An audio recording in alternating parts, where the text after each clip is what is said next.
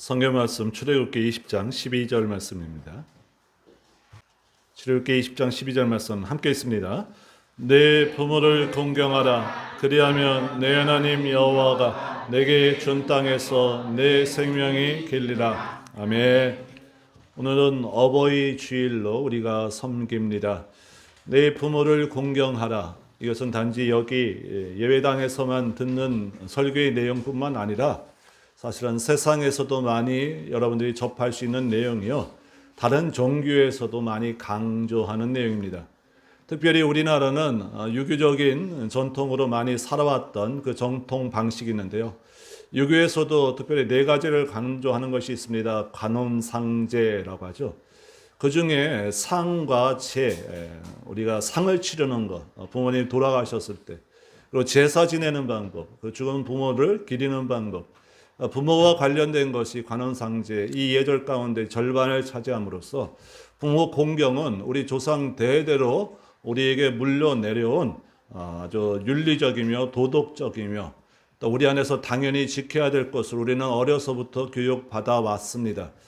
또한 불교적인 우리 전통도 우리 나라를 많이, 우리 민족을 많이 다스려 왔는데요, 불교에서도 보온 사상 중에 가장 큰 것으로 여기는 것, 첫 번째 나오는 게 바로 부모님께 순종하며 부모를 잘 모시는 것입니다. 기독교에서만 우리가 부모 공경을 얘기하는 것이 아니라 세상에서도 부모 공경을 얘기하고 있고 다른 종교에서도 부모 공경을 얘기하고 있다라는 것입니다. 그렇다면 성경에서 말하는 부모 공경은 세상과 어떻게 다르며 다른 종교와 어떻게 다른가? 확실히 다르며 완전히 다릅니다. 우리는 그동안 부모 공경을 윤리적이고 도덕적인 면으로 우리가 치부하여서 그 부모 공경을 너무나 당연한 인간성에 빗대어서 하니까 이 부모 공경이 하나님 안에서의 하나님이 계획하신 그 계획에 우리가 많이 미치지 못하는 부분들이 참으로 많습니다. 부모 공경은 사도 바울도 타락한 본성이 그대로 유지되면서 하나님은 그들을 구원받지 못하게 내버려 두시는, 유기하시는 하나님의 아닌 백성들이 있는데 그 모습을 로마서 1장에서 표현하고 있습니다.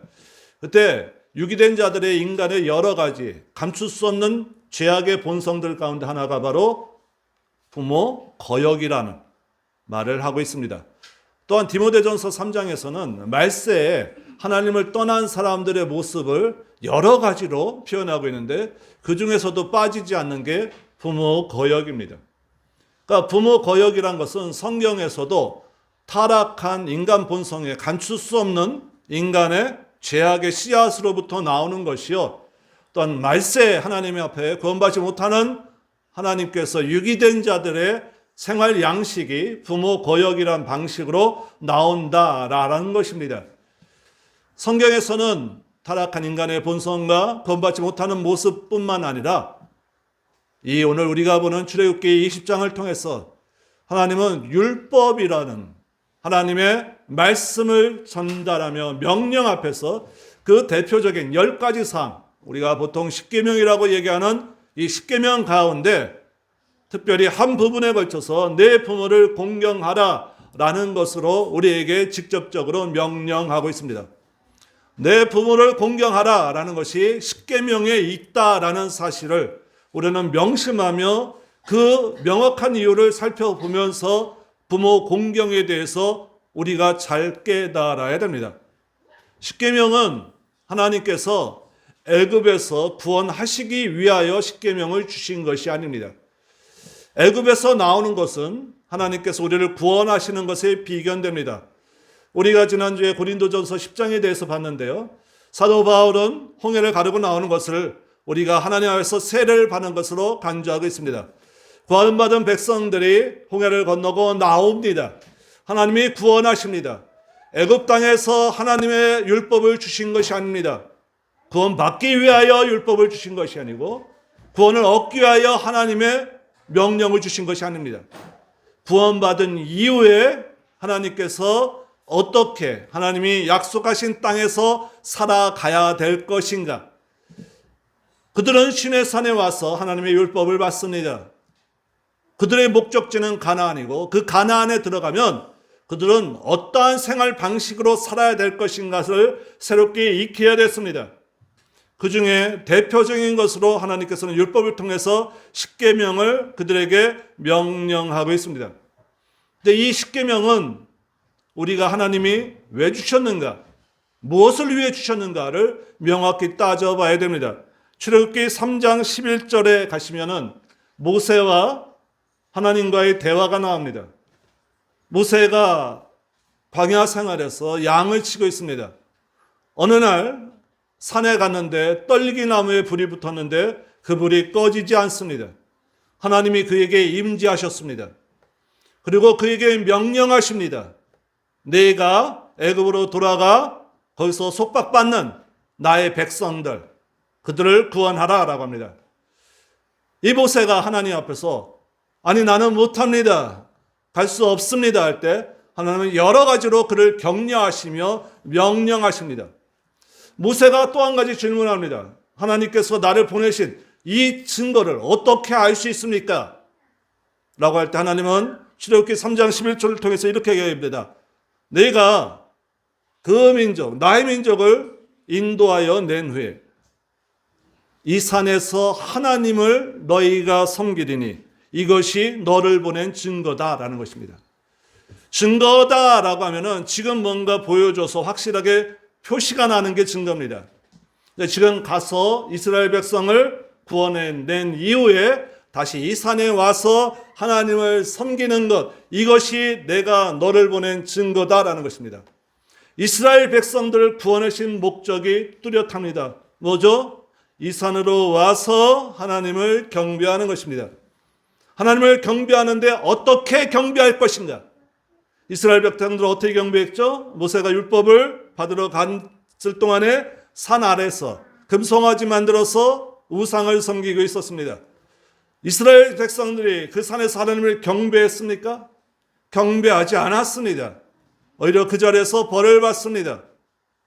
하나님은 그 자리에서 이 산에서 나를 경배하게 될 것이다 라는 그 시간이 흐른 후에 장소적인 약속과 함께 어떻게 경배해야 되는가 라는 것을 이 산에서 너희에게 보여줄 것이다. 이것이 너를 보낸 증거다 라는 것입니다. 다시 말하면 하나님께서 그들을 구원해내시면서 하나님을 어떻게 경배해야 될 것인가를 첫 번째 교육하십니다. 그것이 바로 무엇입니까? 십계명이라는 것입니다. 율법이라는 것입니다. 그래서 하나님의 율법은 목적이 뚜렷합니다. 하나님을 경배하는 방법입니다. 내 부모를 공경하라는 이 율법 안에, 특별히 십계명 안에 있습니다. 내 부모를 공경하라는 보이는 부모님을 공경하는 것이 1차적입니다. 근데 거기서 더 나가셔야 됩니다. 뭐라고요? 하나님을 어떻게 공경하느냐가 하나님의 주되신 명령의 목적이다라는 것입니다. 내 부모를 공경하라. 세상에서도 똑같은 말을 합니다. 그것이 결과입니다. 우리는 내 부모를 공경하라 했을 때 이것이 최종의 결과가 아니라는 것입니다. 하나님의 명령 앞에서 하나님을 어떻게 섬길 것인가 라는 것으로 더 나아가셔야 된다라는 것입니다. 출애굽기 3장 11절을 소개시켜 드렸는데 그 앞에 분명히 먼저 이 선언을 하십니다. 내가 너와 반드시 함께 있으리라. 아멘. 하나님의 말씀을 섬길 때 어떻게 공경해야 되는지를 알며 바르게 공경할 때 하나님은 늘 우리와 함께 계십니다. 내 부모를 공경하라. 하나님의 말씀에 순종하여 하나님의 명령을 지켜 나갈 때 부모 공경과 함께 하나님을 어떻게 섬길 것인가라는 하나님의 충성된 백성들을 보면서 하나님은 늘 함께 하시는 여호와의 능력을 우리에게 보여주십니다. 내 부모를 공경하라. 그러므로 이 말씀은 우리가 윤리적으로 도덕적으로 공경해야 된다라는 그 차원이 아니라 어떻게 하나님을 공경하실 것인가에 대한 하나님께서 우리에게 훈련하시는 훈련 양식이 바로 부모님을 통해서 공경하라라는 것입니다. 내 부모를 공경하라. 여러분은 질문을 던지셔야 됩니다. 이 당연한 말씀이 왜 하나님의 명령에 들어가 있는가? 보통 사람이라면 부모를 공경하는 것은 너무나 잘 알고 행할 수 있는데 왜 부모를 공경하는 것이 이 안에 들어와 있는가? 우리 출애굽기 20장 1절서부터 계속 보시면 우리 12절을 봤는데요. 10계명 1계명부터 계속 쭉 나옵니다. 앞에 있는 계명들은 우리가 하나님을 어떻게 공경해야 될 것인가 제가 강조하지 않아도 여러분은 잘 알고 있습니다. 그러나 내 부모를 공경하라. 그 다음 계명들을 보십시오. 살인하지 말라, 간음하지 말라, 도적질하지 말라, 내 이웃에 대해서 거짓 증거하지 말라, 내 이웃의 집을 탐하지 말라. 이게 하나님을 어떻게 공경하는 것과 무슨 상관이 있습니까? 이렇게 하면 우리가 하나님의 영광을 드러내는 일이니까. 그 차원보다는 하나님을 잘 공경하면 우리가 도적질 할 일 없게, 이웃의 집의 것을 탐하지 않게, 살인하지 않게, 무슨 목적을 위하여? 하나님께서 넉넉히 채워주신다. 이게 십계명 후반절에 있는 명령의 하나님의 우리에 대한 선언들입니다. 그러니까 하나님의 말씀은 주제가 명확합니다. 하나님을 어떻게 공경할 것인가? 그리고 그 공경하는 자에게 하나님은 삶에서 어떻게 채워주실 것인가? 우리는 내 부모를 공경하라 라는 이 말씀 속에서 하나님의 명령 앞에 순종하는 자에게 이 여기에 약속된 대로 내 하나님 여호와가 내게 준 땅에서 내 생명이 길리라 라는 풍성한 축복이 여러분의 삶에 넘쳐나시길 주의 이름으로 축원드립니다. 우리는 질문 하나 던져야 됩니다. 그럼 공경이란 단어를 우리는 어떻게 해석해야 될 것인가? 부모라는 단어에 대해서 우리가 새롭게 들어온 부모님은 또한 어떻게 우리가 대해야 될 것인가? 아니 부모님이 떠나가셨으면, 부모님이 안 계시면 우리는 공경할 대상은 없어지는가? 1차적으로 왜 부모를 공경하라라는 것으로 우리에게 명령하셨는가? 분명히 말씀드렸지만 하나님을 올바르게 섬기게 하기 위하여 부모님을 공경하게 하십니다. 우리는 기독교 강의를 통해서 기독교 강의 안에 십계명을 설명하는 구절을 우리가 보았습니다. 그리고 한 달간에 걸쳐서 이 십계명들을, 한 달도 넘게 걸린 것 같은데요, 이 십계명들을 자세하게 봤습니다. 그때 이 5계명을 보면서 우리가 하나님 앞에서 어떻게 내 부모를 공경해야 될 것을 우리가 해석해야 될 것인가? 칼빈의 얘기를 그대로 다시 한번 말씀드리면 하나님의 경륜을 위하여 하나님이 정하신 상하 등급을 침범하지 말라는 것. 칼빈은 좀 어려운 단어들의 조합을 참 좋아하는 것 같습니다. 하나님의 경륜, 하나님의 원대하신 계획과 뜻을 위하여 하나님이 정하신 상하 등급, 하나님께서 정해놓으신 하나님의 질서를 침범하지 말라는 것으로 얘기합니다. 그때 예를 드는 게 무엇이냐? 디모데전서에 나오는 장로들을 배나 존경하라 라는 이것들에 대해서 타락한 인간의 본성들은 따라가기 쉽지 않다라는 것입니다. 왜냐하면 인간의 본성은 스스로 낮추어 아랫자리에 서는 것을 좋아하지 않는다라는 것입니다. 그러나 이 하나님께서 주신 상하 질서에 대해서 부모라는 위치는 남들이 보기에도, 우리가 생각하기에도 거부감이 없는 존재로서, 그리고 남들한테 시기도 받지 않는 우리의 관계로서 하나님께서는 특별히 훈련하실 수 있다라는 것입니다. 인간의 본성이 상하 단계로서 조절되는 이 하나님의 질서 앞에서 순종하기 어렵다라는 것입니다. 인간의, 우리에 나오는 사회적인 구조 체계에 대해서 말하는 것이 아닙니다. 어떤 상하 질서죠? 하나님과 우리라는, 하나님은 높이 계시고 우리는 그분의 종입니다. 그래서 우리는 그분이 원하는 대로 우리의 모든 것들이어서 하나님을 섬깁니다 라는 것으로 일평생 살아가기 어렵다라는 것입니다. 출애굽기는 그 예를 단적으로 보여줍니다. 홍해를 건너고서 그들은 목도합니다. 큰 바다를 가르셨습니다. 서해안에 가면 홍해의 기적이라고 해서 이렇게 뉴스가 나오면 그냥 물 빠지고 바닷길만 좀 열리는 겁니다. 무창포에 열리는 길을 제가 직접 눈으로 본 적이 있습니다. 물 빠져서 그냥 길이 좀 드러나는 겁니다. 홍해는요, 성경 표현 그대로입니다. 물벽이 생깁니다. 그리고 그 길로 지나갑니다. 쫓아오던 애굽의 병사들이 물이 다시 덮여서 다 수장됐습니다. 그걸 눈으로 똑똑히 목도했습니다. 이 백성들의 감격과 이 기쁨, 정말 하나님은 살아계시구나. 이 큰 놀라운 기쁨의 찬양이 출애굽기 15장에 나오는 이스라엘 백성들의 찬양입니다. 아마 세상에서 가장 큰 성가대의 찬양이 아닐까. 출애굽한 모든 백성이 노래하는 것이니까요. 15장 이후에, 15장이 끝나기도 전에 출애굽기 15장 하반절에 가보시면 사흘길을 걸어갑니다. 사흘길을 걸어가는데 물이 안 나옵니다. 누굴 원망하죠? 모세 원망합니다. 왜 데려나왔냐? 보이는 건 모세인데 누굴 원망하는 거죠? 하나님을 원망하는 겁니다. 그곳에서 그 이름을 마라 다투었다. 은혜의 감격의 불과 사흘도 못 갑니다. 40년 동안 그들이 왜 멸망합니까? 오늘 아침에 내렸던 만나라는 은혜도 오후가 되면 날이 뜨겁습니다. 걸어가는 데 지칩니다. 불과 하루를 지탱하지 못합니다. 하나님이 늘 돌봐주시는 은혜가 우리에게 넘쳐나지만 여러분들 그 은혜의 감격이 평생 가셔서 하나님은 높이 계시고 나는 그분의 종이라 일평생 그분만을 따르며 그 명령에 순종하겠습니다. 이게 우리가 쉽습니까? 어렵습니다. 성경이 보여주는 역사가 그렇고 우리의 삶 자체가 그런 거 아닙니까?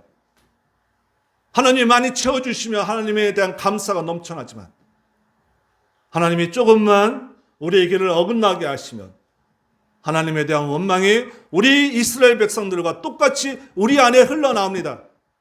보이는 현상을 원망하지만 하나님은 그 보이는 현상을 원망하는 것을 알합니다. 모세를 원망하지만 하나님은 하나님을 원망하는 것으로 여기셨습니다. 그래서 그들에게 진노를 나타내셨습니다. 우리에 나타난 삶 하나님이 모든 것을 다 주관하십니다. 입술로 고백합니다. 그러나 그것들이 잠깐만 삐뚤어질 때 우리는 삶을 원망합니다. 내 마음을 원망합니다. 내 행동을 원망합니다. 하나님은 보이는 걸 원망하는 것으로 여기는 것이 아니라 모든 것을 주관하시는 하나님에 대한 원망으로 여기신다라는 것입니다. 세상에서의 질서를 지켜나가기 위하여 상하관계를 칼빈이 얘기하는 것이 아닙니다.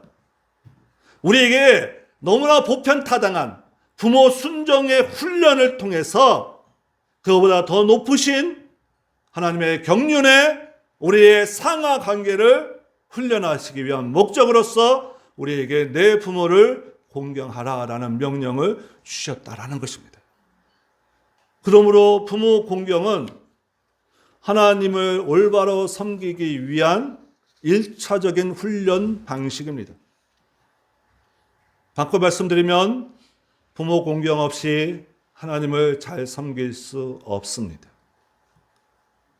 부모님을 잘 모시지 못하면서 하나님의 은혜 안으로 들어갈 수 있다는 것은 말의 도적질에 불과합니다.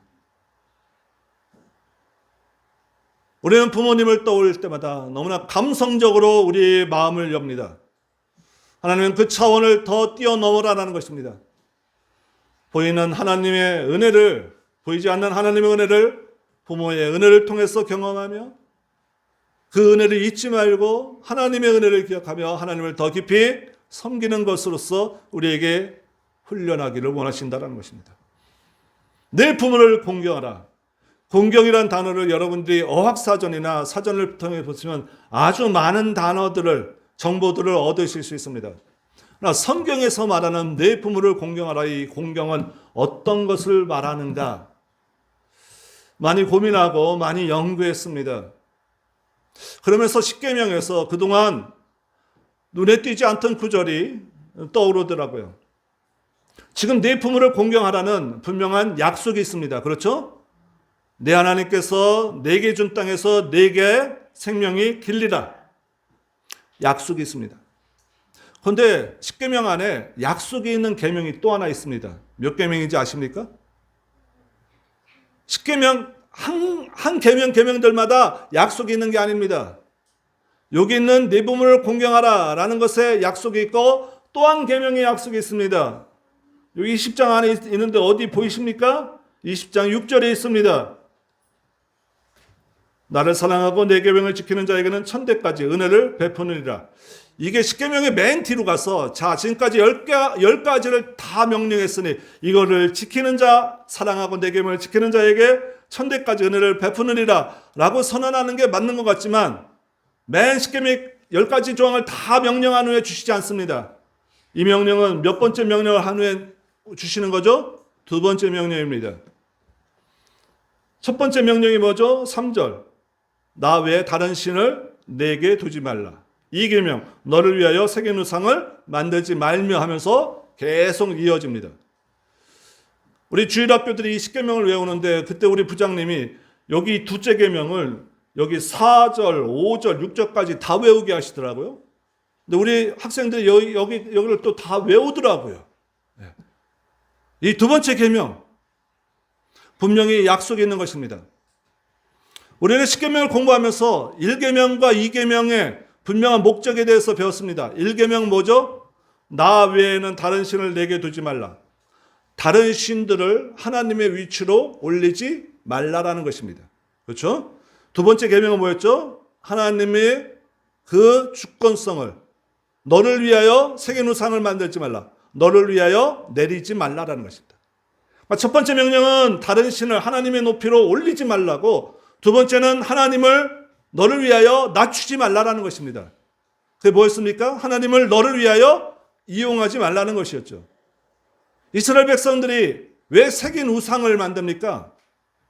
신의 산에서 금송아지를 왜 만듭니까? 먹고 즐깁니다. 아니 가나안 땅에 들어가서 왜 만듭니까? 하나님을 섬기는데 하나님이 안 줘주시는 것들에 대해서 이방 신들의 형상을 만들어서 그들을 경배하기 시작합니다. 왜 새긴 우상을 만들죠? 그들의 목적을 위하여. 뭐죠? 신을 이용하는 겁니다. 그들이 원하는 것을 얻기 위하여 새긴 우상을 만듭니다. 보이는 것으로 만들어서 내가 보이는 내 안에서 그것들을 내 안에 품어냅니다. 보이지 않는 두려움이 아니라 그것들을 내가 컨트롤하고 내가 조절하기 위함입니다. 새긴 우상을 만드는 것은. 하나님을 나의 속박 안에 둡니다. 그래서 내가 원하는 대로 컨트롤하기 원합니다. 우상을 섬기는 것 같지만 그 신을 내가 이용하는 겁니다. 하나님을 이용하는 것. 이게 하나님을 우상처럼 형상을 만들어서 그들 옆에 두고 하나님을 이용하는 것입니다. 이 두 번째 계명, 하나님을 너를 위하여 내가 하고 싶은 대로 조정하기 위하여 끌어내리지 말고 하나님이 원래의 본능하신 그대로 하나님을 섬겨라 라는 것이 둘째 계명입니다. 이 계명에 천대까지 하나님께서 은혜를 베풀리라 하셨습니다. 똑같은 게 부모 공경입니다. 둘째 계명도 약속 있는 계명입니다. 하나님을 올바로 섬길 때 얼마만한 복이 넘칠 것인가? 천대까지 은혜가 넘치는 것과 네가 네 땅에서 내게 준 땅에서 생명의 길리라라는 복과 어떤 은혜가 더 큽니까? 천대까지 이르는 복이 더 크죠? 하나님을 섬기는 복이 얼마만한 큰 복인가를 부모를 공경하면서 네가 깨달아라 라는 것입니다. 그러면서 부모 공경은 어떻게 하는 것이라고요? 너를 위하여 하나님을 이용하지 말라라는 명령을 지키듯이 부모님 공경도 너를 위하여, 내 만족을 위하여 나가지 말라라는 것입니다. 성경에서 말하는 부모 공경은 나의 만족으로 나의 어떤 것을 위하여 부모님께 헌신하며 부모님을 공경하는 것들을 피해라 라는 것들과 동일하게 보시면 된다라는 것입니다. 아니, 누가 부모를 이용합니까? 나는 이용하지 않는데요. 좀 민감한 말씀을 드리려고 합니다. 추도 예배 드리시죠? 그렇죠? 여러분들 부모님이 돌아가시면 어디에 계십니까? 하늘나라 계신 줄 믿으시죠? 네, 아멘. 추도 예배는 그분을 기리는 것이죠? 뭘 기리죠? 그분의 은혜, 우리를 어떻게 키워주셨는가, 그런 걸 기리죠? 그렇죠? 우리 코로나가 있으면서 우리의 일상이 많이 깨져버렸습니다. 함께 모여서 예배드린다는 것이 방해받는다는 것을 상상이나 해보셨습니까? 예전에는 우리가 보이는 무덤을 쓰는 걸 너무나 당연스럽게 여겼습니다. 화장을 해서 우리가 보이지 않는 무덤으로 간다는 것에 대한 많은 거부감이 있었습니다. 보이는 무덤에 가서 여러분들 뭐 하십니까? 만약 보이는 무덤을 우리가 보고 있다면, 내가 어려울 때마다 힘들 때마다 그분한테 가서 위로를 받죠. 그렇죠? 우리 사진을 두고 이렇게 그분을 기리는 곳에 가면은 그분을 위해서 꽃을 헌화한 후에 그분의 얼굴 보면서 뭘 합니까? 드라마에 많이 안 보셨나요? 내가 힘들 때 가서 그분한테 울면서 나 힘들어요. 그분을 기리는 것 같으면서도 사실 지금 함께 있으면 얼마나 좋아요.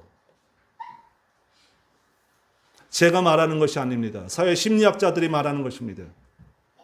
자기 위로를 위하여 죽은 부모님을 가서 만나 뵈는 것이 더 큰 것이다라는 것입니다. 한국 기독교 내에서도 추모 예배가 돌아가신 분을 기린다라는 의미에서의 추도 예배로서 하는 것은 반대입니다. 추도 예배를 드리면서 뭐 하죠? 예배니까 뭐 해야 됩니까? 하나님의 그 깊으신 뜻을 우리가 깨달아야 됩니다.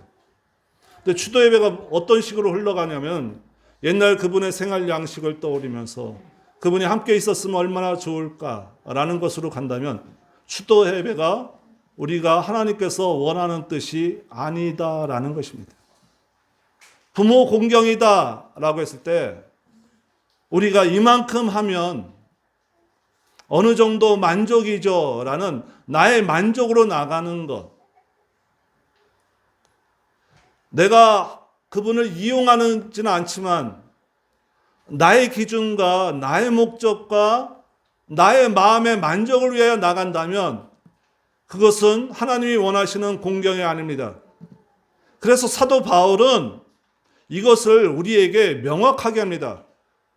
오늘 교동문을 보십시오. 교동문 첫 번째, 내 부모를 공경하라 그리하면으로 나오는 것은 바로 이 출애굽기 20장의 내용입니다.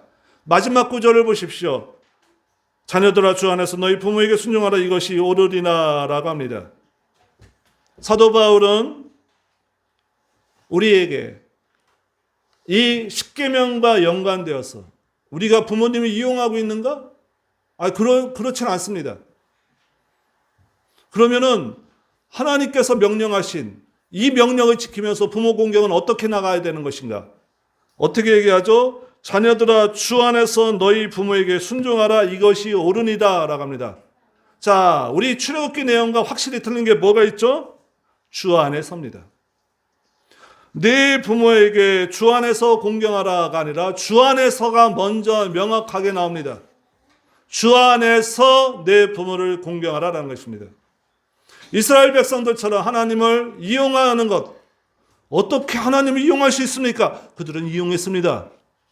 그들이 만족을 위해 하나님이 원하시니까 우리는 합니다.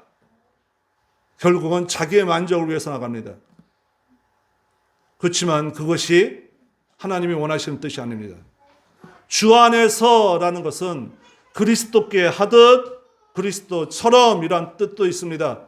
거기에 더불어 그리스도가 기뻐하듯이 하나님이 원하는 것으로 라는 뜻도 있습니다. 한 가지 예를 든다면 저희 할아버지가 살아계셨을 때 저희 부모님들과 저희는 방학 때만 찾아가 뵐 수밖에 없었습니다. 할아버지 할머니는 요 가까운 신탄진에 계셨고 저희는 충남 여기저기 아버지 직장 때문에 멀리 있었기 때문에 방학 때, 명절 때밖에 찾아갈 수 없었습니다. 그때마다 할아버지가 좋아하시는 걸 선물로 들고 갈 수밖에 없었습니다. 그래서 항상 저희 손에는 아버지가 사주시는, 할아버지가 제일 좋아하시는 것이 하나 딱 들려 있었습니다. 뭔지 아십니까? 대병. 엄청 큰 병. 그게 항상 제 손에 들려 있었습니다. 할아버지가 좋아하시니까. 아버지 어머니 신앙생활 잘 하십니다. 이 영상 아버지 어머니가 보실 텐데요.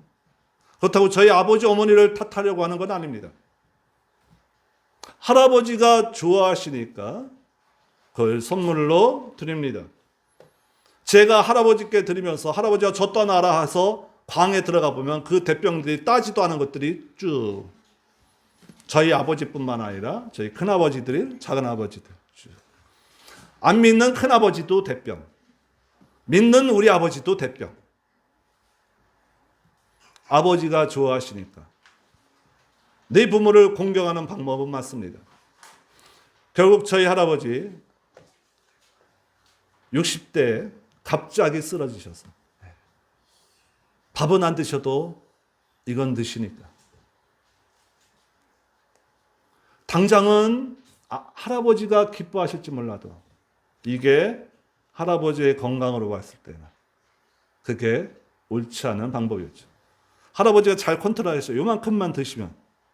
드실 때마다 이만큼 드셔서 항상 소리 지르시고 했던 모습들이 저한테 떠오르십니다. 당장 기뻐하는 것 같지만 그것이 하나님 편에서 올바른 방법입니다. 주 안에서 내 부모를 공경하라. 제가 이 대병, 술 얘기하려고 하는 것이 아닙니다. 당장은 부모님이 기뻐하는 것으로 보일 수 있습니다. 그러나 이것이 하나님이 기뻐하시는 일인가를 평가해 봐야 됩니다. 그래서 우리는 예전에 주 안에서 내 부모를 공경하라 했을 때 신앙생활을 반대하는 부모님 말씀 우리가 거역해야 된다라고까지 제가 옛날에 목사님한테 교육을 받았습니다. 그러나 그것보다는 지금 여러분들이 부모님께 하시면서 이 부모님께 드리는 이것이 부모님께도 기쁨이 되며 하나님께도 기쁨이 되는가? 만약 부모님의 기쁨이 되는데 하나님께는 기쁨이 되는 데 대해서 내가 답이 명확히 떠오르지 않고 의문이 생긴다. 이 계명을 어기는 것 같이 부모 공경도 여러분들이 어기는 것입니다.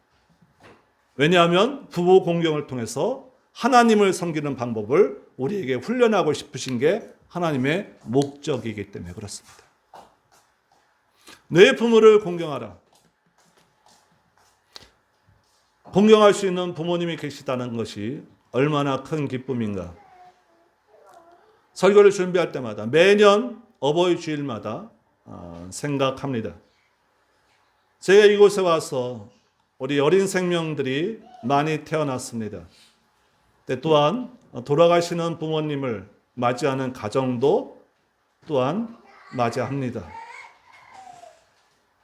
우리가 오랜만에 모여서 예배드리니까 그동안에 함께 모여서 예배드렸던 게 너무나 당연했는데 이게 당연한 게 아니라 큰 기쁨이었구나라는 걸 깨닫게 되죠. 살아계실 때 잘해야지 마음만 있지만 막상 돌아가신 이후에 이게 깨닫게 되는 것이 우리의 부족한 현실인 것 같습니다. 인간의 한계를 알기에 늘 가까이 있는 것에 대한 소중함을 치우쳐 지나갈 수 있기에 늘 하나님의 은혜가 넘침에 있음에 그것을 망각할 수 있기에 하나님은 늘 우리와 함께 하시는 부모님을 통하여 내 부모를 공경하라.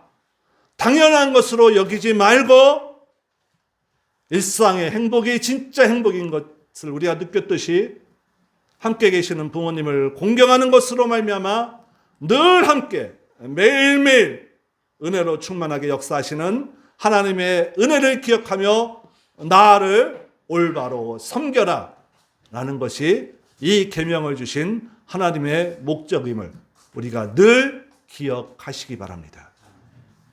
또한 이 계명 안에는 분명한 약속이 있다는 것. 사도 바울은 생명의 길리라에 하나 더 추가했죠. 잘되고 하나님 안에서 땅에서 장수하리라. 우리에게 놓여진 이 계명의 이 실체들은 하나님을 섬길 때 천대까지 은혜가 넘치리라는 하나님의 보다 큰 은혜를 깨닫기 위하여 주신 복이라는 거 잊지 마시기 바랍니다. 부부 순종을 통하여 이 땅에서 주시는 복을 누리시기 바랍니다. 그리고 이 하나님의 명령을 순종함으로써 하나님의 은혜가 천대까지 이르는 여러분의 가문을 통하여 영영이 누리게 되는 하나님의 은혜가 충만하시길 주의 이름으로 축원드립니다. 주 안에서 부모를 공경하기 위하여 부모님의 기쁨과 하나님의 기쁨이 일치되어야 됩니다. 그러기 위하여 우리에게 가장 좋은 방법은 부모님이 함께 하나님을 섬기는 것입니다.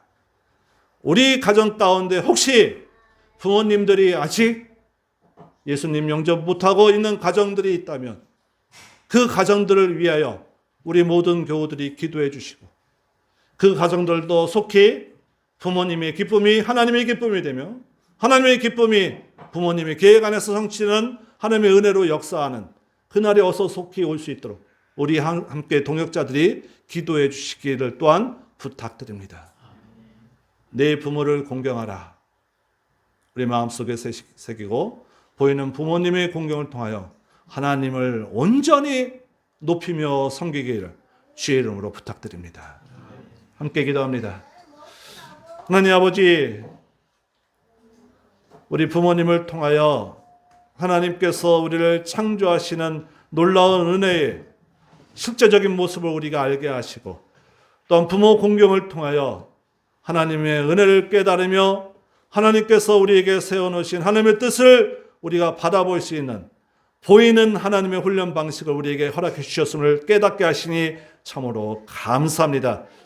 부모를 공경하여 하나님께서 약속하신 하나님께서 주신 이 땅에서 잘되고 번성하리라 장수하리라 라는 하나님의 축복을 우리 모든 가정들이 누릴 수 있도록 하나님께서 하나님의 가정들마다 축복하여 주시옵시고 또 하나님의 은혜 안에서 계명을 지키고 하나님을 사랑하는 자에게 천대까지 은혜를 베풀리라 하는 하나님을 통한 은혜의 축복도 우리 모든 교우들의 가정에 하나님께서 부어 주시옵소서. 예수님의 이름으로 기도드리옵나이다. 아멘.